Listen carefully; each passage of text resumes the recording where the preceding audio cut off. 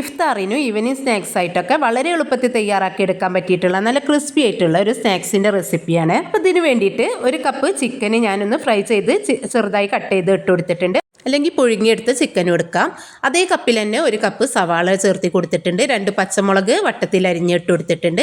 പിന്നെ കുറച്ച് കറിവേപ്പില ചെറുതായി കട്ട് ചെയ്തതും 1/4 കപ്പോളം മല്ലിയില ചെറുതായി കട്ട് ചെയ്തതും 1/2 ടീസ്പൂൺ ഇഞ്ചി വെളുത്തുള്ളി പേസ്റ്റ്, 1/2 ടീസ്പൂൺ മുളക് പൊടി, 1/4 ടീസ്പൂൺ ഗരം മസാലപ്പൊടിയും പിന്നെ ആവശ്യത്തിനുള്ള ഉപ്പ് ചേർക്കുമ്പോൾ ശ്രദ്ധിച്ചിട്ട് വേണം ചേർത്തി കൊടുക്കാൻ. നമ്മൾ ചിക്കനിൽ ചേർത്തിട്ടുണ്ടാവും, അതും ചേർത്തി കൊടുക്കാം. പിന്നീട് ഇതിലേക്ക് 1/2 കപ്പ് കടലമാവാണ് ചേർത്തി കൊടുക്കുന്നത്. പിന്നെ 1/4 കപ്പ് വറുത്ത അരിപ്പൊടിയാണ് കേട്ടോ ചേർത്തിട്ടുള്ളത്.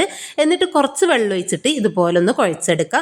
അപ്പോൾ വെള്ളം ഒരുപാട് ഒഴിച്ച് ലൂസായ പിന്നീട് നമ്മൾ പൊടി ചേർക്കേണ്ട ആവശ്യം വരും. അപ്പോൾ പാകത്തിന് മതി, നമുക്ക് കയ്യിലൊന്ന് പിടിക്കാനുള്ള ഒരു പാകത്തിന് കേട്ടോ. അപ്പോൾ ഒരു പക്കവടയാണ് നമ്മൾ തയ്യാറാക്കുന്നത്.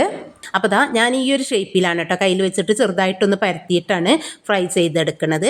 അങ്ങനെ എണ്ണ ചൂടായി വരുന്ന സമയത്ത് ഓരോന്നും ഇതിലേക്ക് ഇട്ട് കൊടുക്കുക. അപ്പോൾ നിങ്ങൾക്ക് ഇഷ്ടമുള്ള ഷേപ്പിൽ ഇത് റെഡിയാക്കി എടുക്കാം. അങ്ങനെ കുറച്ച് സമയത്ത് ശേഷം ഞാനിതൊന്ന് തിരിച്ചിട്ട് കൊടുത്തിട്ടുണ്ട്.